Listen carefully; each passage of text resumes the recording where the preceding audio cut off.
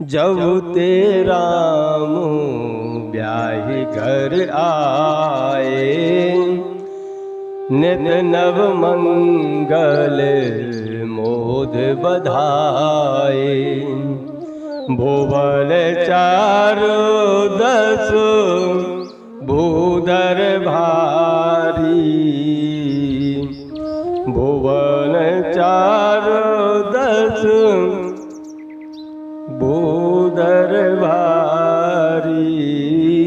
सुकृत में गबर सही सुखवारी, सुकृत में गबर सही सुखवारी। કે ભગવાન પ્રભુ શ્રી રામ જે દિવસ વ્યાહીને અયોધ્યા में આવ્યા છે, अयोध्या रूपी जी सागर में सुख रूपी नदियों भળી રહી છે, નિત્ય નવીન મંગલો થઈ રહ્યા છે। एक समय એવો આવ્યો કે રાજસભા में राज दरबार लाग्यो છે। સૌ अपने अपनी गादियों में बैठा છે અને નિત્ય નવીન બિરદાવલીઓ થઈ રહી છે। महाराज दशरथ ने बिरदावलियों गवाई रही। धर्म धुरंधर प्रजा वत्सल्य राजा दशरथ ना भर सभा ने अंदर जोयु। एले एक अरीसो मंगाव्यो ने अरीसा में पोतानो रूप जोता था। त्या एले पोताना मुकुट ત્રાસો દેખાણો છે અને મુકુટ ત્રાસો દેખાણો ને કાનની बाजू में थईने सफेद बाळ पण एने देखाणा। मुकुट सरखू कर्यो अने राजाए विचार आव्यो के हवे समय आवी गयो छे मारी वानप्रस्थ अवस्थानो अने हवे आ राजपाट राजगादी रामने मोपी देवी पड़शे। केम के अपने रघुकुलनी एक रीत छे के मोटो पुत्र होय एने समय रहता व्यवस्था होपी देवी पड़े। हवे अमुक मतो एवा थाय छे के राज दरबार लाग्यो छे, राज दरबार में बधा बैठा छे, छता दशरथ जी आवुं केम कर्युं के कायम करता था।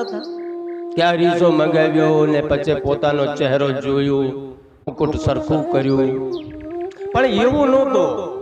ते दिवस एवो लाग्यो કે आज બંધીજન મારી બિરદાવલી ગાઈ રહ્યા છે કે હું એને લાયક છું। એટલે તે દિવસ રાજા દશરથજીએ પોતાના મુખ જોયો કે હું એને લાયક છું કે નહીં। જ્યારે રાજા દશરથને મન में આ વાત આવી કે હવે રાજપાટ ત્યાગ કરીને રામને રાજા બનાવી દેવું પડશે। એટલે राजसभा पूर्ण थई ते पछे दशरथ जी गुरु वशिष्ठ जी ने आश्रम में गया अने आ शुभ मेला शुभ दिवस राम राज्य नो आवानो हतो। एटले गुरुजी ने आगळ जाईने प्रार्थना करी के गुरुजी मारी एक इच्छा छे के हवे हूँ राजपाट त्याग करीने प्रभु भजन करूं अले अयोध्यानी गादीए राजाना रूप में राम ने बेसाड़ी दो। केम लागे प्रभु? गुरुजीए कीधु के शुभ दिवस अरे तमारो शुभ कार्य छे, आ शुभ कार्य माटे पूछવું न पड़े राजन। तमे कहो जे करवू होय त्या। दशरथ जी कीधु के बापजी कोक सारो दिवस गोती दो, शुभ मुहूर्त कहो के कया शुभ मुहूर्त में राम ने राजगादी सौंपाए। गुरुजी कीधु के राम माटे कोई मुहूर्त की जरूर नहीं अने शुभ कार्य छे एने माटे तो बधा चौघड़ियाओ बधा दिवसों शोभे छे। तमे चाहो तो काले ज एनो अभिषेक करी नाखो। त्या राजाए कीधु के तमे हवे जे प्रतिपालन करवा कहो छो ई प्रतिपालन थाशे। के राम ने शुं कहेवुं छे? राम ने કયા વ્રતનો પાલન કરવું છે ગુરુજી તમે જઈને એને સમજાવો, અને આપણે કાલે જ રાજા રામ બનાવી દેવું છે, રામજીનો રાજ્યાભિષેક કરી દેવું છે. જ્યારે એટલી વાત થઈ તો ગુરુજી રામના મહેલની તરફ જાય છે, અને જે પવિત્ર નદીઓનો જલ જોતું હતું, જે સામગ્રી જોતી હતી એ બધું લખી દીધી. રાજાને કહી દીધું કે રાજા આ ભેગા કરવા માંડો, હવે રામનો રાજ્યાભિષેક કરી દેવું છે. એટલો કહીને રાજાએ રાજ દરબારમાં મંત્રીઓને બોલાવ્યા છે, પંચોને બોલાવવામાં આવ્યા છે, અને પંચોને આગળ આ વાત મૂકી છે. તમે વિચાર તો કરો, આ રઘુકુળની રીત છે કે આપણા જીવન કેવી રીતે જીવવું અને કેવી રીતે આગળ વધવું. સર્વપ્રથમ ગુરુજીની આજ્ઞા લીધી છે. રાજ ધર્મ કે પહેલે ગુરુ ધર્મ આવે છે. રાજ સત્તા કે પહેલા ધર્મ સત્તાને જઈને પૂછવામાં આવ્યા છે. આ આપણે ભારત વર્ષની સંસ્કૃતિ છે મારા બાપ, કે ધર્મ પહેલા અને રાજ્ય પછી. એ આપણે આદિ અનાદિ કાલથી ચાલી આવી છે. અત્યારે તો ધર્મને કોઈ પૂછતો નથી, મન ફાવે તેમ કરે રાખે છે. પણ જબ રામ રાજ્ય જોતું હોય તો એ રામ રાજ્યને લાવવા માટે પહેલે ધર્મ સત્તાની સ્થાપના કરવા પડે છે, અને ધર્મ સત્તાની સ્થાપના થઈ જાય પછી રાજ સત્તા એને અનુસરીને એને જોડે રાખીને જો કરવામાં આવે તો આપણે રાજ્ય રામ રાજ્ય તો સ્થાપિત કહેવાય. પણ આજ ભારત વર્ષને અંદર એવો લાગી રહ્યો છે કે જે રામ રાજ્ય પહેલે હતા એ રામ રાજ્ય ધીમે ધીમે પાછા આવી રહ્યા છે. આપણા પ્રભુ શ્રી રામ અયોધ્યામાં બિરાજમાન થઈ ગયા છે. 500 વર્ષ જે મંદિરને દર્શન કરવા માટે આંખો તરસી રહી હતી, એ મંદિરના દર્શન કરીને આપણે જીવન ધન્ય થઈ જાય છે. હવે સાચું રામ રાજ્ય આવી રહ્યું છે. કેમ કે જે દેશનો જે રાજા હોય એ રાજ સત્તા તે પહેલા ધર્મ સત્તાને રાખતા હોય તો એનાથી મોટું રામ રાજ્ય શું હોય મારે વાલા? સત્યમાં જોયું જાય તો એ જ રામ રાજ્ય છે. અને જે કઈ નીચે હું એમ નથી કહેતો કે બધે સુધરેલા જ હોય, પર એક રાજાને ચારો તરફ નજર તો રાખવી પડે છે. છતાં ચારો તરફ નજર રાખતા પણ કોકો પોતાના સ્વાર્થને આધીન થઈને કાંઈક કરી બેઠતા હોય. આજ નહીં તો કલે રાજાને એ પણ ખબર પડી જાય. પણ અહીંયા રાજા દશરથજીએ પંચોને બોલાવ્યા છે, પંચોને આગળ વાત મૂકી છે, અને પંચો રાજી થઈ ગયા છે. હવે તો આખી અયોધ્યાની અંદર આનંદ થઈ ગયો છે. બેગ વિલંબ કરીન્દ્રભુ સાજય સબહુ સમાજ. બેગ વિલંબ ન કરીન્દ્રભુ સાજય સબહુ સમાજ.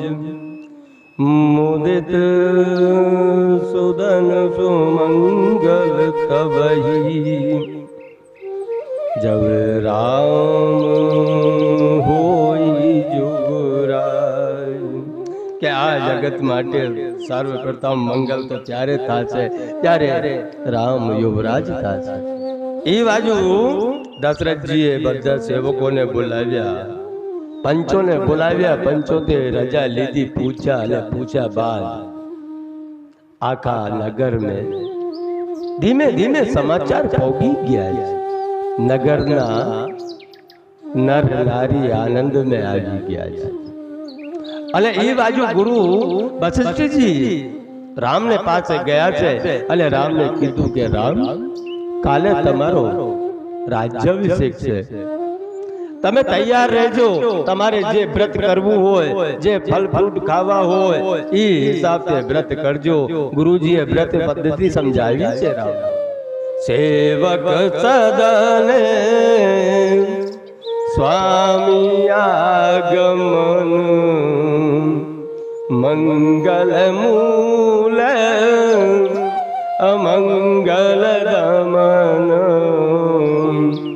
તદપી ઉચિત જનુ બોલે સપ્રીતિ, પઠઈ કાજ નાથ અસનીતિ.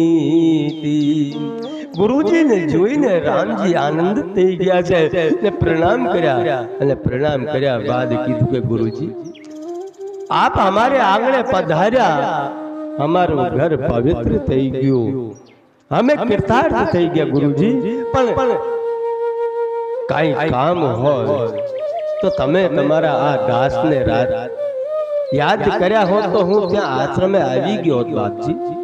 પણ અહો ભાગ્ય છે મારા કે આજે તમે અમારે આગળ આવ્યા છો. અને રામને સ્તુતિ કરી. સ્તુતિ કર્યા બાદ ગુરુ વશિષ્ઠજીએ સંપૂર્ણ વિધિ સમજાવી છે. હવે તમે વિચાર કરો, બધે તે લાડકો હતું. ભગવાન રામ બધાઈને લાડકા હતા, છતાં આખી અયોધ્યામાં આનંદ છવાઈ રહ્યો છે.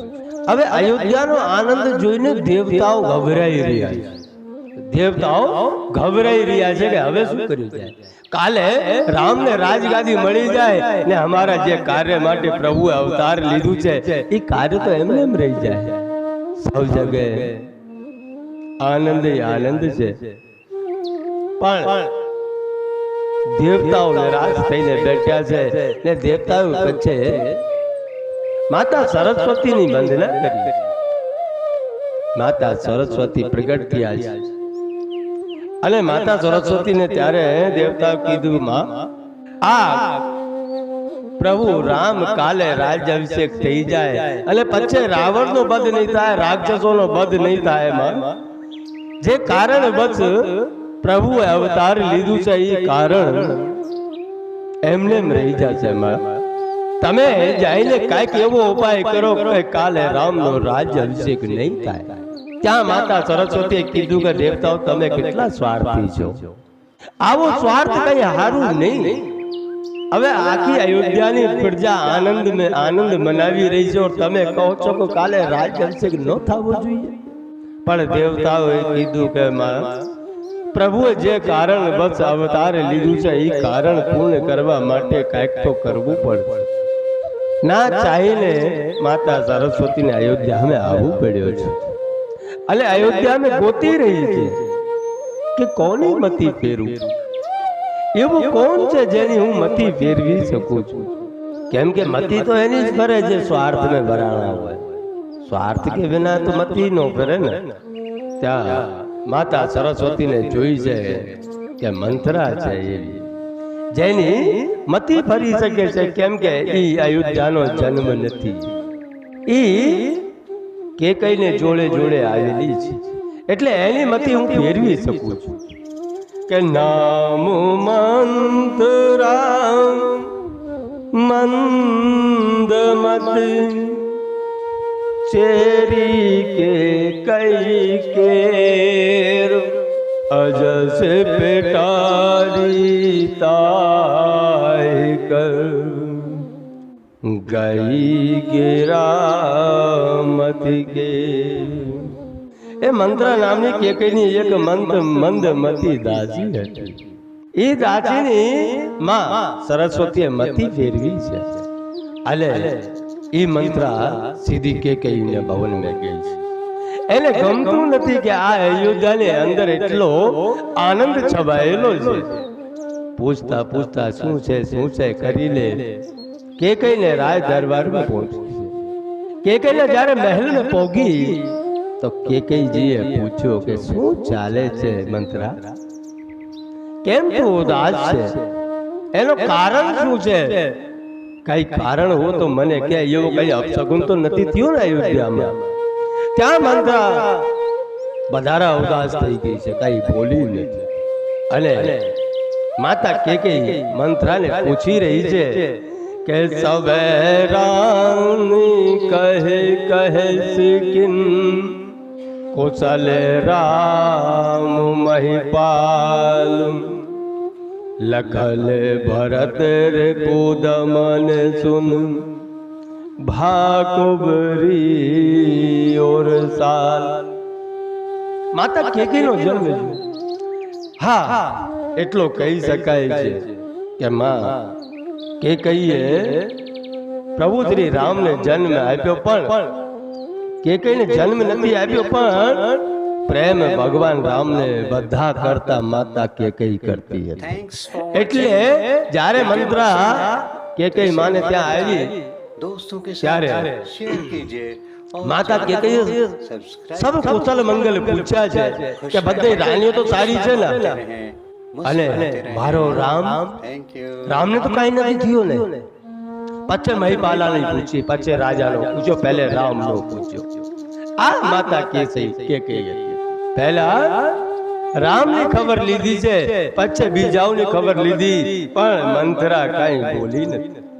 આપણે ખાલી એટલો વિચાર કરીએ ને કે જબ માતા કેકેયી રામને એટલો પ્રેમ કરતી હતી તો બનવાસ શું કામ દીધું? એનો કારણ એટલું હતું કે સ્વાર્થ ઊંડો માતા કેકેયીને ત્યાં સ્વાર્થ ભરેલો હતો. પણ અયોધ્યામાં આવ્યા બાદ એ સ્વાર્થ થોડો દબાઈ ગયો હતો. કેમ કે ત્યાંની મારી તપોભૂમિ એવી છે અયોધ્યાની કે તમારા સ્વાર્થ દબાઈ ગયા. ત્યાગની વૃત્તિઓ ત્યાં ઉત્પન્ન થયેલી હતી, પ્રેમ ત્યાં ઉત્પન્ન થયેલો હતું. મંત્રા પૂછે છે કે તમને કાંઈ ખબર નથી? કે નહીં, મને કાંઈ ખબર નથી. મંત્રા શું છે, શું ચાલે છે અયોધ્યામાં? ત્યારે મંત્રા કહે તમને કાંઈ ખબર નથી, તમારે ઉપર શું ચાલી રહ્યું છે એ તમને ખબર નથી. હવે સ્વાર્થ કેમ હતું તો મેં વિચાર કરો કે રાજા દશરથ ની લગ્ન તો પહેલે થયેલી હતી, ઉંમર પણ થઈ ગઈ હતી. પછી કેકેયીની જ્યારે લગ્ન થઈ ને, કેમ કે જેવો તમારે નાનપણથી નાખેલો હોય એ તમારે અંદર હોય તો ખરો જ, એને કોઈ મેટી નથી શકતો.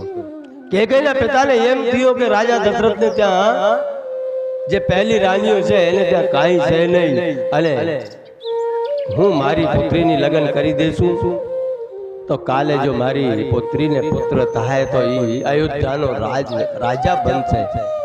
એવો સ્વાર્થ લઈને, એવો લોભ લઈને કેકેયીને પિતાએ કેકેયીની લગ્ન કરી હતી. એટલે ઊંડો સ્વાર્થ કેકેયીને ત્યાં હતા, એટલે મથી ફરાણી.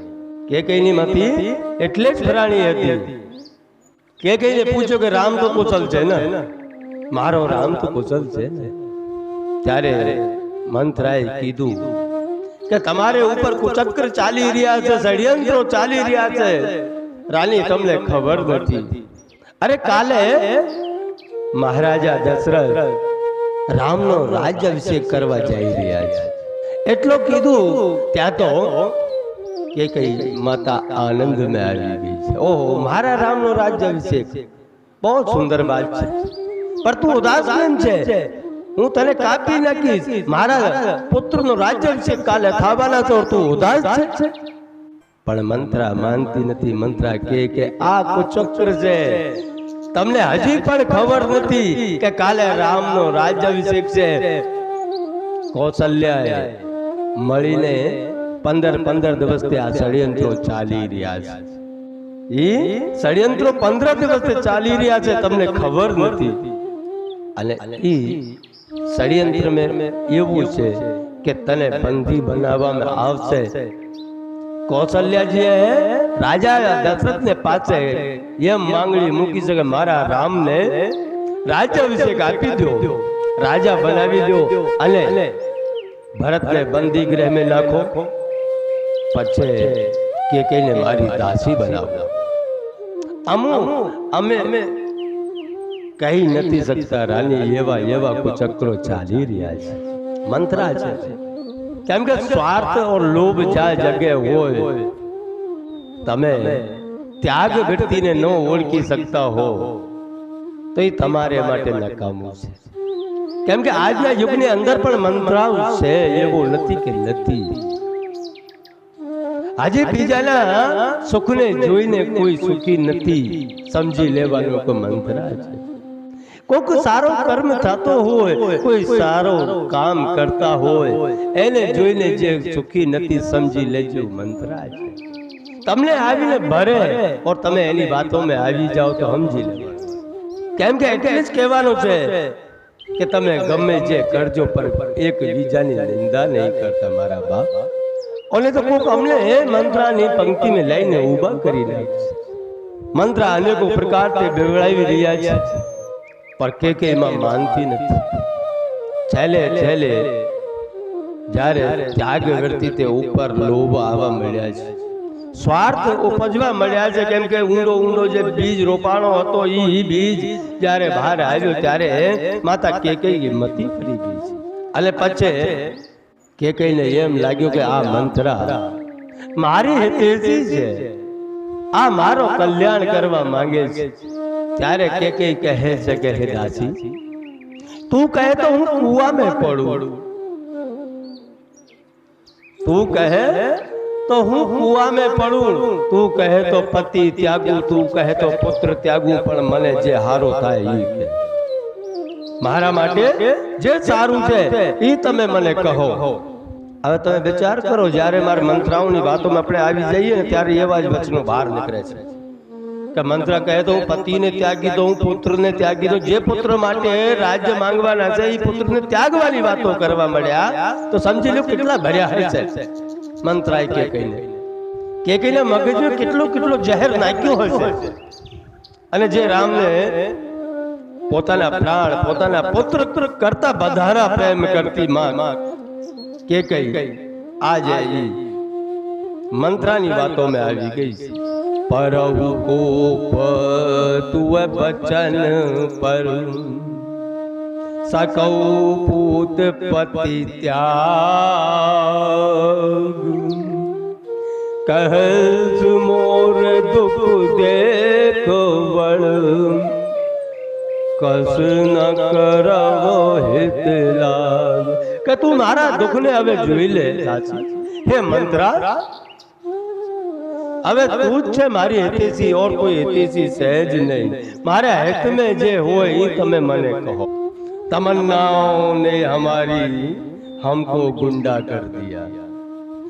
एक कवि कहे छे कि तमन्नाओं ने हमारी हमको गुंडा कर दिया, वरना हम भी कभी खुद खुदा होते आज के। खाली एने अंदर एक स्वार्थ जो उत्पन्न थयो तो माता के कई ना मन ने अंदर एमे एने बदनाम करी दी। आज कोई अपनी पुत्री नो नाम के कई ने नाम ते राखता नथी। केवो अपजस माता के कई ने मळ्यो छे। अमुक संतो तो एम कहे छे के माता के कई कोई समय आ अपजस लेवा माटे तैयार ज नहोती।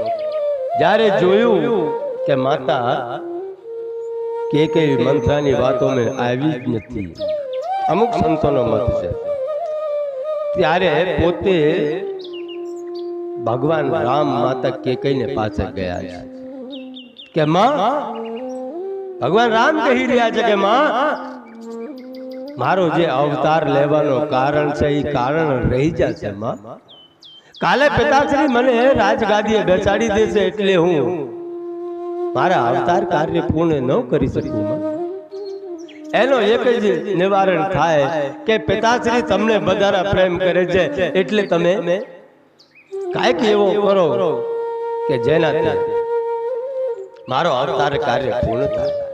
नहीं तो आ विचार करवा जेवी वस्तु छे के माता केकईने खबर न हो के भरतजी राम ने केटलो प्रेम करे छे।